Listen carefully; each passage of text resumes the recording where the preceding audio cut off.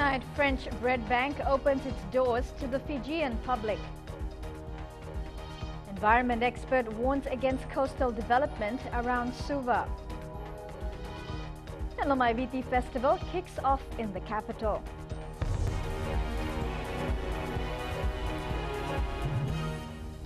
Welcome to FBC News. I'm Amrita Priyadarshini.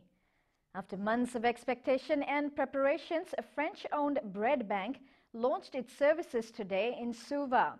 Hundreds turned out to witness the opening by Reserve Bank Governor Barry Whiteside and try out the services on offer. Mika Longa was at the opening. Finally, it's here. The $40 million bread bank Fiji branch was swarmed by the public after Reserve Bank Governor Barry Whiteside cut the ribbons this morning. People wasted no time in engaging the bank staff who were expecting things to roll from day one. I heard it from one of my friends. It's a new bank and the interest is very good. That's why I came. Bread Bank is locally incorporated and a subsidiary of Compagnia Financiera della Bread, formed 90 years ago, and currently has a capital base of $987 million. RBF Governor Barry Whiteside says this new investment confirms Fiji has a right climate for investment in the banking industry. Bread Bank viewed Fiji as having a relatively good developed market size with appealing future economic prospects. Bread Bank Fiji CEO Satish Deb says they offer a whole range of products and services, high interest rates and housing loan incentives, subsidization of costs, and special service for elderly citizens. We will not just be another bank, we will be bold and different.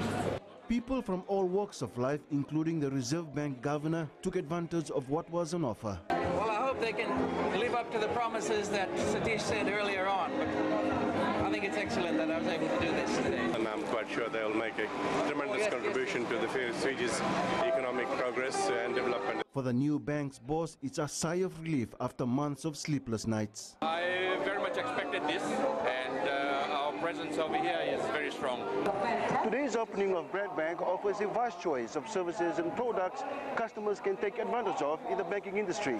It's also indicative of outside confidence in our economy. Mika Longa, FBC News. Coastal erosion and flooding of low-lying areas will become a bigger problem if more mangroves are cut down. There are various development works already underway or proposed for mangrove areas around Suva. USP's Professor for Marine Dr. Choeli Vetayaki says developers need to seriously look at the impact on the mainland, marine life and the environment. A week ago, residents of Unduya Point in Lami spoke out against the proposed reclamation of 12 acres of mangroves in Wailakutu. Pacific Building Solutions plans to build its head office and a marina in the area. It's important that mangroves or mangrove reclamation is decided on very carefully. Mangroves have a very important role to play in the environment. They are part of the wetland. That's where a lot of the excess water in floods and rainy seasons. Dr. Joeli fears any such development will be bad news for the fishing grounds and marine life. Mangroves are very important, as you know. That's the place where young fish and other living things go to for food, protection from predators, and basically a place where the young grow to be juveniles before they go back to where the species live. The marine expert urges cutting down mangroves and reclaiming Tiri land runs the risk of increased coastal erosion and flooding. If they are reclaimed and are lost, then that flood water has to go somewhere, and the people that are developing places in those areas have to take into account that their development is on floodplains and therefore should be prepared for such events. Meanwhile, residents in Unduya Point have called for more government and stakeholder support as they lobby against the proposed development by Pacific Building Solutions.